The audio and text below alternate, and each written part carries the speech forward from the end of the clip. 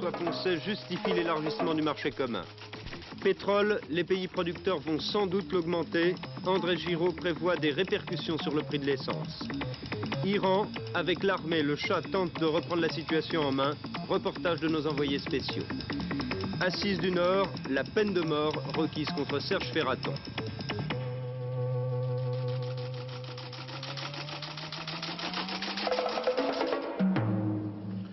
Mesdames, Messieurs, bonsoir. À combien paierons-nous notre essence au 1er janvier? À combien la paierons-nous au 31 décembre 79?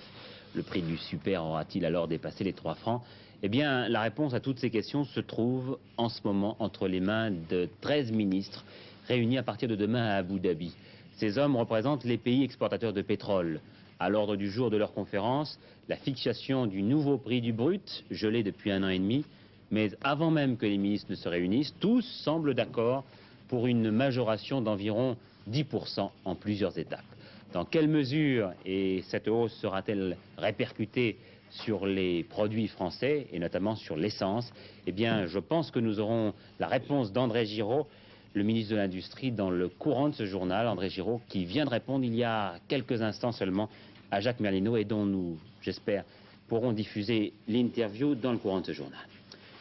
L'Europe monétaire se consolide alors qu'on l'avait jugée mal en point au lendemain du sommet de Bruxelles la semaine dernière. Voilà qu'à leur tour, les Irlandais ont choisi de rejoindre le SME, c'est-à-dire le système monétaire européen, dans 15 jours. Les Italiens avaient pris la même décision avant-hier. Seuls donc les Anglais boudent encore. Philippe Sassier. Oui, vous savez, le système monétaire européen, c'est un petit peu comme dans une course cycliste. Les performances d'une monnaie, comme celle d'un coureur, s'apprécient par rapport aux performances du peloton. Dans une Europe monétaire à 6, eh bien la France aurait été la lanterne rouge en quelque sorte de ce peloton et la situation du franc aurait été assez périlleuse. Avec l'entrée de la lire italienne et de la livre irlandaise, eh bien le franc ne sera pas la monnaie la plus faible du futur système monétaire européen et les chances de réussite de ce futur système sont donc améliorées. Mais il y a aussi un autre motif de satisfaction politique, celui-là. Aujourd'hui, la presse étrangère souligne dans son ensemble que la France a eu raison de se montrer ferme lors des dernières discussions au sommet de Bruxelles. Le ton a changé. Il y a une semaine, on parlait d'un demi-échec d'Helmut Schmidt et surtout de Valéry Giscard d'Estaing. Aujourd'hui, avec le ralliement de l'Irlande et de l'Italie au système monétaire européen, eh bien, la position politique de la France et de l'Allemagne en Europe est renforcée et très certainement, Jimmy Carter devra en tenir compte lors des discussions à la Guadeloupe en janvier prochain. Il ne faut pas perdre votre voix pour autant. Oui. Voilà en tout cas qui venait à point pour le nouveau ministre français des Affaires étrangères, Jean-François Poncet, qui a effectué cet après-midi sa première intervention à l'Assemblée à propos de l'élargissement de l'Europe. Si par égoïsme, a-t-il dit, nous refusions d'écouter les appels de la Grèce, du Portugal et de l'Espagne, eh bien la France tournerait le dos aux idéaux dont elle se réclame. Et pour le ministre, cette nouvelle étape de la construction européenne est une nécessité vitale. Nous sommes ici sûrement nombreux à nous souvenir de l'époque où la France était faible et où elle doutait de sa capacité à affronter d'éventuels partenaires qui eux-mêmes doutaient de la France. C'est désormais une vérité historique que de reconnaître que la France a pu jouer dans l'Europe et dans sa construction le rôle qui lui revenait et qu'elle a, au cours de ces années, rendu compétitive son économie.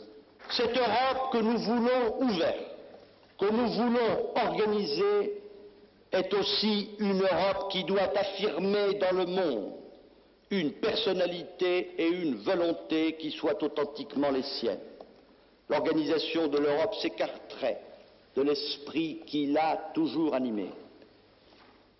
Elle perdrait toute justification si elle ne s'accompagnait pas d'une volonté d'affirmation propre et d'indépendance, notamment vis-à-vis des États-Unis d'Amérique.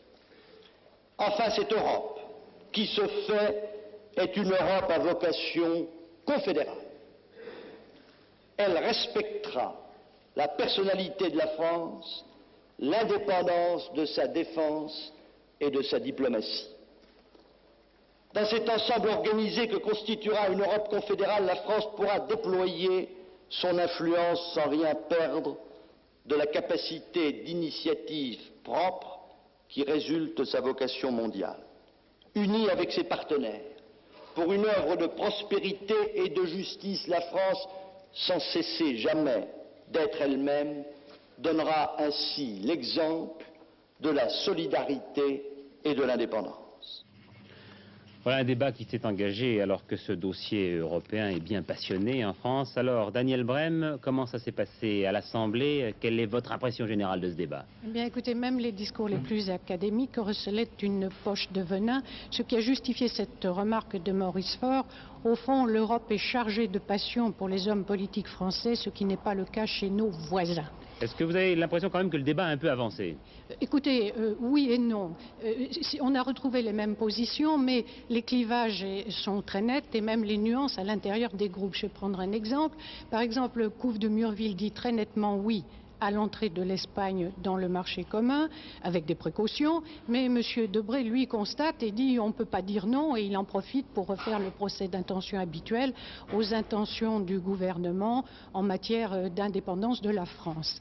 Alors, du côté des communistes, on reprend les mêmes alarmes en insistant sur le péril et la domination de l'Allemagne, et en même temps, on dit un non tout à fait catégorique à l'entrée de l'Espagne dans la communauté. On en profite au passage pour décocher quelques coups de pied aux camarades socialistes. Et comment François Mitterrand réplique à ces coups de pied? Eh bien, à ces ruades, Mitterrand riposte. Jusqu'ici, je n'ai entendu ni le Parti communiste ni le RPR demander à quitter le marché commun. Et dans un discours plutôt assez européen, M. Mitterrand dit à quelles conditions son parti accepte l'entrée de l'Espagne dans la communauté, à savoir l'organisation de l'agriculture, l'organisation de l'industrie et l'organisation des régions, notamment pour les salaires. Et ce sont des conditions impératives. Il nous reste l'UDF, comment ça s'est passé? Eh bien écoutez, là on fait confiance au gouvernement pour mettre les verrous où il faut, seulement M. Chinaud brandit une sorte de grenade vers le RPR et dit certains ont des états d'âme, est-ce que cela ne cache pas le désir de déposer une motion de censure? Évidemment, nous attendons la réponse. Daniel Brem, vous avez arpenté toute la journée les couloirs du Parlement, les remous dont on parlait au sein du RPR hier, il semble que le soufflet soit un petit peu retombé aujourd'hui. Oui, c'est vrai, et M. Guéna m'a dit que l'escalade était terminée. Ils deviennent muets comme des tombes, on prépare le baume et les tranquillisants. Et il faut dire à cela qu'il y a une certaine satisfaction au mouvement parce que les fédérations ont répondu à 100% oui à M. Chirac et que d'autre part, les députés RPR n'aiment pas qu'on parle de division. Mais je vous donne rendez-vous à mardi, on en sera plus sûr. Oui, et à l'extérieur du Parlement, Alain Peyrefitte lui-même a également dédramatisé le débat en disant aujourd'hui qu'il souhaitait plutôt l'apaisement et l'union. Quant à Jacques Chirac, qui visiblement lui aussi a décidé de freiner les ardeurs des uns et des autres, eh bien il est sorti de l'hôpital, mais avant de se rendre dans une clinique de Cergy-Pontoise pour sa rééducation, il n'a pas pu s'empêcher d'aller faire un petit tour à l'hôtel de ville et il a même, je vous dis ça pour l'anecdote, mais c'est significatif, célébré le mariage civil de la petite fille du général de Gaulle, cérémonie à laquelle assistait Madame de Gaulle. À gauche, c'est bien la réponse de Georges Marchais à la proposition de François Mitterrand, qui souhaitait réunir le comité de liaison des trois partis de gauche. Pour l'heure, c'est plutôt une fin de non-recevoir.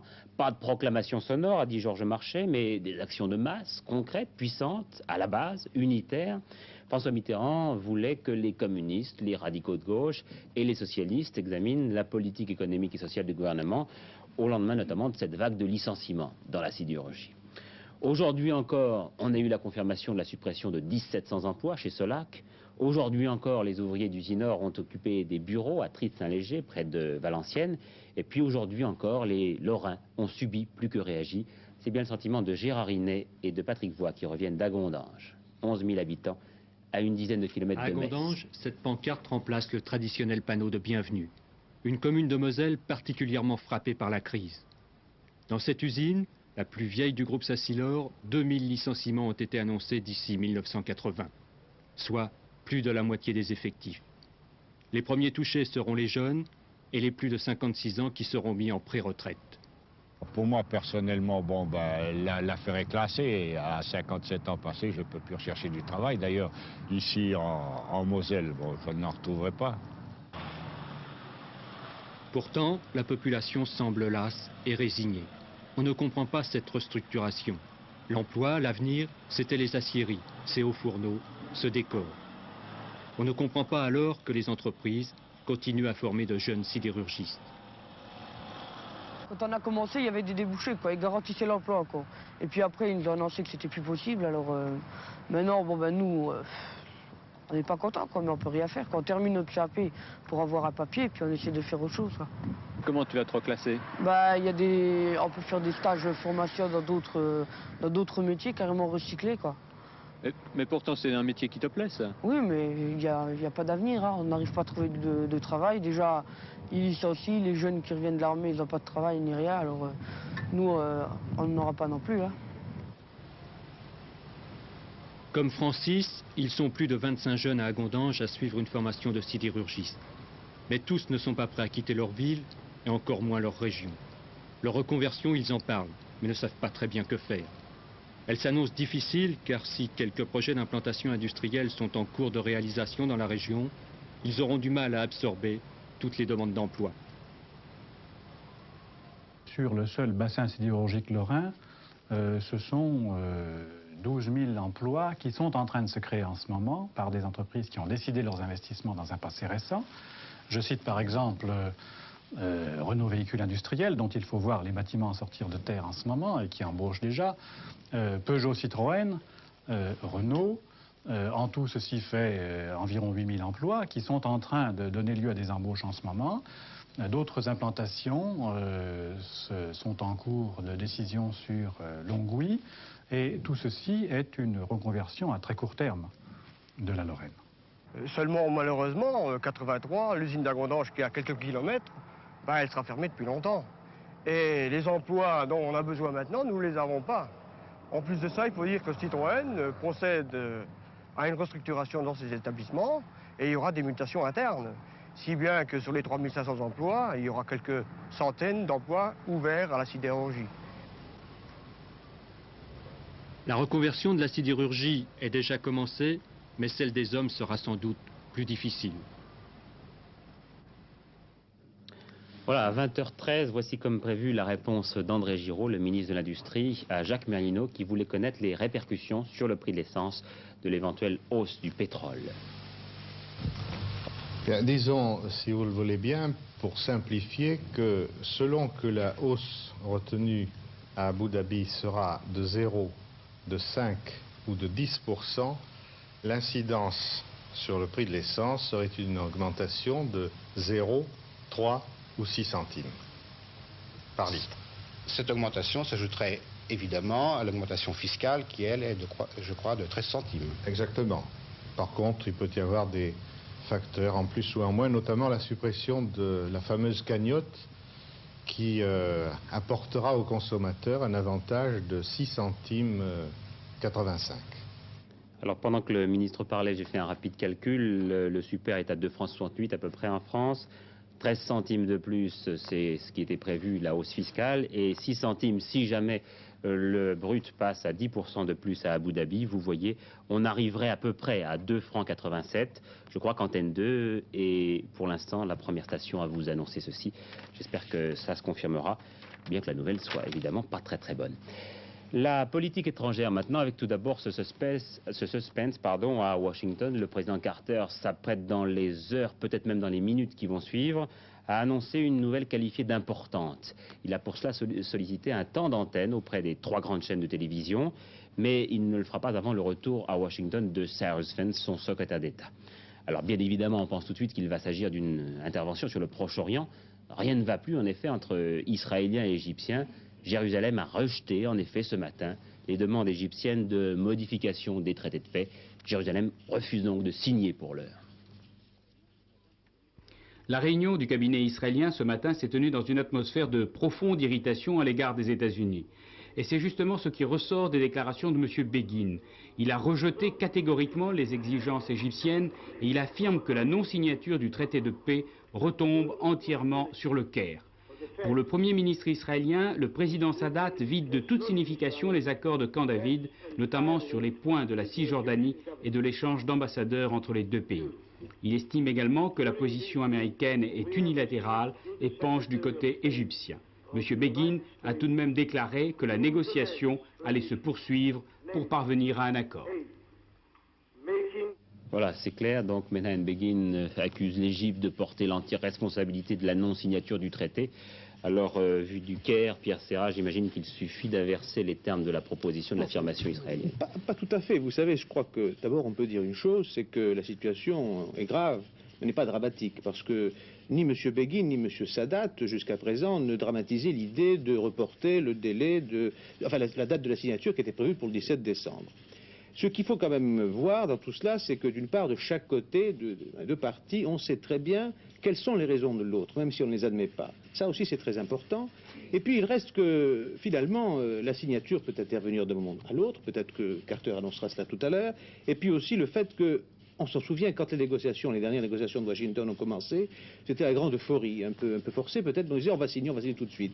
On ne l'a pas fait, et ce qui fait que le délai qui a couru depuis le moment où la première mouture du traité était prête jusqu'à maintenant, a fait que tous les détails sur lesquels on a fermé les yeux, les concessions qu'on avait faites, sont finalement ressortis. Alors ce qui est dangereux, c'est que finalement, si on ne signe pas très vite, tout va ressortir. Voilà le problème. Voilà, en tout cas, peut-être Antenne 2 va-t-il pouvoir apporter lundi des éléments décisifs dans cette affaire, car Moshe Dayan, le ministre israélien des Affaires étrangères, participera en direct à l'émission de Jean-Pierre Elkabbach et de Roger Benamou, émission que nous avons, avec toute la rédaction, décidé de consacrer tout entière à la paix dans le monde, émission dont je vous reparlerai à la fin de ce journal. Et puis ce lundi-là sera aussi une journée de deuil en Iran. Ainsi en a décidé l'opposition religieuse et civile, ceci pour protester contre les incidents sanglants qui ont émaillé les manifestations pro-gouvernementales à Shiraz et à Ispahan. On parle, vous le savez, de plus de 50 morts depuis dimanche. Ce soir, nous avons décidé de consacrer un gros dossier à ce problème iranien. Car, avouons-le, très souvent, on ne comprend pas toujours ce qui, au-delà de la haine du Shah, unit l'opposition laïque, encore minoritaire, et puis la hiérarchie religieuse, qui est, elle, très puissante, très suivie, on l'a vu à l'occasion des manifestations. Pour nous donner donc la réponse, Bernard Benjamin et Daniel Maillot ont enquêté dans des conditions très difficiles, mais je crois que le résultat de leur travail est très probant. C'est à partir de là que tout a commencé. C'est à partir du pétrole, de ces dollars, qu'un homme a soudain eu l'idée d'une grande nation, d'une grande civilisation qui allait radicalement changer les choses dans son pays. Le problème, c'est que ce pays était l'Iran, dont les traditions, la culture et la mentalité n'avaient rien à voir avec cette occidentalisation à tout prix. Le problème aussi, c'est que la corruption allait être élevée par la cour impériale au rang de véritable système de développement. La crise était inévitable, mais elle a quand même surpris par son ampleur. C'est une crise en même temps culturelle, sociale et politique.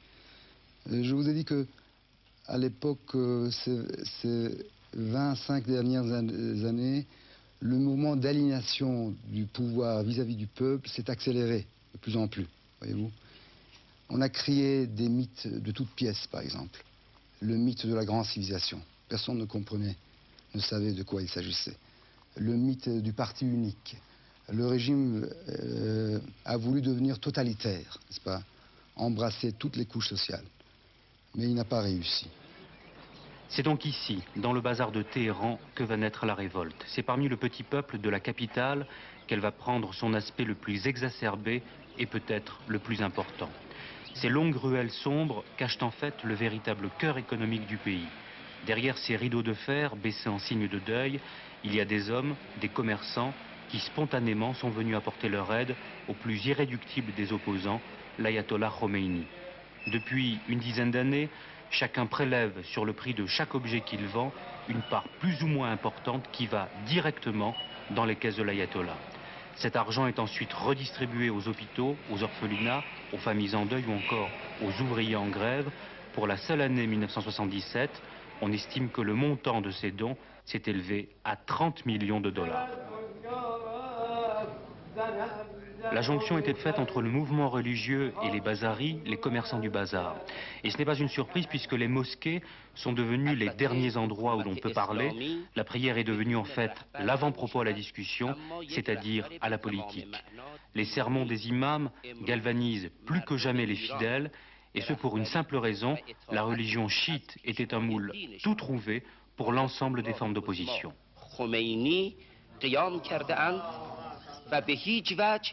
Je crois que finalement la religion est devenue le point de ralliement de toutes les forces d'opposition, voyez-vous. Et par exemple le voile des femmes, il y a beaucoup de femmes iraniennes qui ont peur justement, elles craignent qu'elles seront obligées de porter le tchador encore une fois, mais moi je ne crains pas parce que le tchador est devenu en quelque sorte, si vous voulez, un uniforme de protestation. Mais c'est un uniforme de protestation qui pose un certain nombre de problèmes aux femmes iraniennes. Des problèmes qui devaient se trouver confirmés lors des grandes manifestations de dimanche et lundi. La grande majorité des femmes étaient en tchador. Elles étaient surtout littéralement encadrées et isolées au sein du défilé. Moi, j'ai manifesté sans tchador. J'ai marché dans le rang des hommes.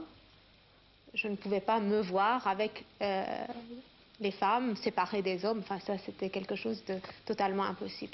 Ceci dit, j'ai été très, très sensible et très, très émue de me trouver dans cette marée humaine. Enfin, c'était quelque chose de fantastique.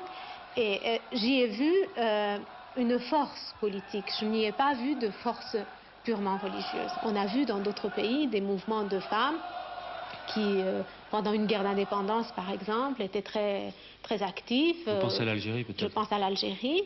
Les femmes algériennes ont joué un rôle que personne n'ose nier. Et puis pourtant, la femme algérienne, maintenant, n'a aucun droit. Vraiment aucun.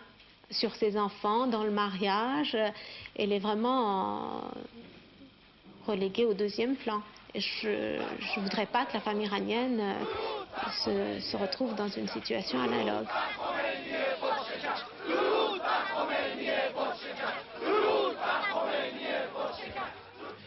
Lundi, je vous le rappelle, journée de deuil et de grève générale en Iran.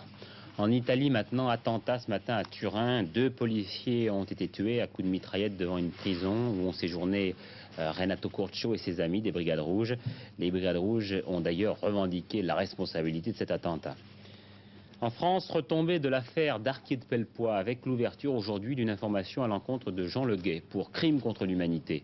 Jean Le Gay occupait pendant la guerre la fonction de délégué au secrétariat général de la police vichysoise. Au départ de cette affaire, une plainte déposée par Serge Klarsfeld au nom des descendants des déportés du Veldiv en juillet 1942.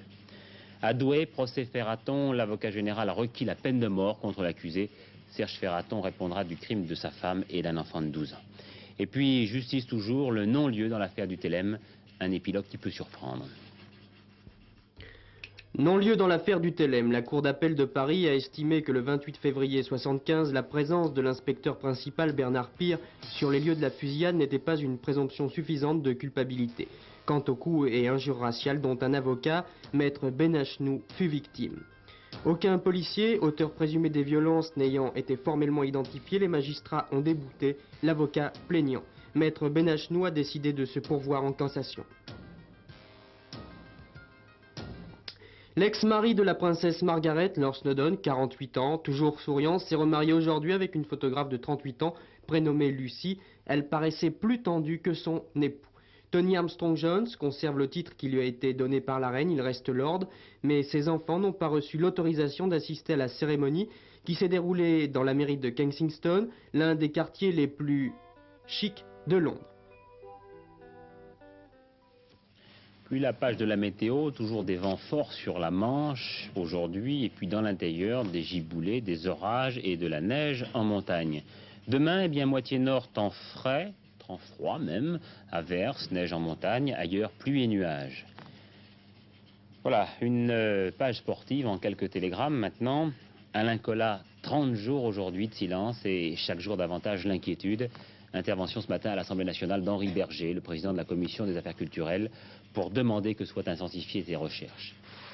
Cyclisme, démission d'Olivier Dusset, le départ de l'ex-président de la Fédération française de cyclisme est dû à la mésentente qui régnait entre lui et Richard Marillier, le directeur technique. Rugby, enfin, du côté de Béziers, on ne parle que de la mise sur la touche pendant un an de l'international Alain Estève. Mais pour la Fédération française, ce dossier de la violence dans le rugby était devenu un sujet trop grave. Il fallait un exemple, il fallait frapper un grand coup, si je puis dire. Il n'est pas possible de continuer comme ça. Parce qu'à ce moment-là, le rugby, c'est pas la guerre, c'est un jeu. Si on le conçoit différemment, ben, écoutez, il faut faire autre chose. Et de toute façon, en ce qui me concerne, je suis décidé à assainir le jeu. Je le dis souvent, j'ai prévenu depuis déjà de nombreuses années. Tout le monde a pensé que je bluffais. Eh bien, c'est terminé. Maintenant, c'est sérieux. chacun n'a qu'à bien se tenir. Et quand je dis chacun, ça veut dire joueurs, dirigeants et supporters. C'est grave en ce sens que, au-delà des sanctions pour le jeu dur pour lesquelles on ne peut pas être contre, en général, je crois qu'il est recherché autre chose à travers ces sanctions. Et c'est là où je suis profondément choqué. Alors vous êtes choqué, mais cette autre chose, d'après vous, vous avez dû l'analyser. Et qu'est-ce que c'est? Bien, c'est d'abord le club qu'on essaie d'atteindre depuis quelques mois déjà. Et cette allusion vise d'autres joueurs de Béziers qui ont eu maille à partir avec la fédération. Je veux parler des 3 P, Paparamborde, Paco et Palmier. Selon le président Ferras, il ne s'agit que d'une application de la réglementation.